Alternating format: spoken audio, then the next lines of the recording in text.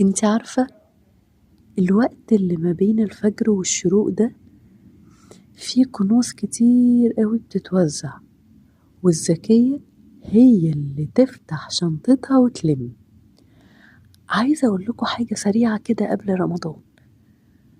صليتي الفجر واتسحرتي ونويتي الصيام، عارفة ان نيتك وانتي بتجهزي سحور لولادك وتغطيهم عشان يناموا اسمه جهاد.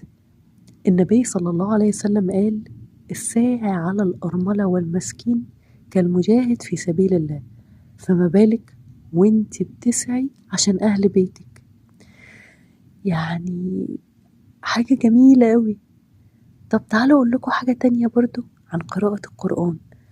لو مش قادرة تقري جزء كامل دلوقتي عشان وراكي يوم طويل، اقري آية واحدة بتدبر. القرآن في الفجر ليه شفرة تانية خالص. ربنا قال: وقرآن الفجر إن قرآن الفجر كان مشهودا. يعني الملايكة واقفة تشهد عليكي وانتي بتقري دلوقتي. خليكي قاعدة على سجادتك لحد الشروق. النبي صلى الله عليه وسلم بشرنا إن اللي بيقعد يذكر ربنا بعد الفجر لحد الشروق ويصلي ركعتين الضحى له أجر حجة وعمرة تامة إن شاء الله.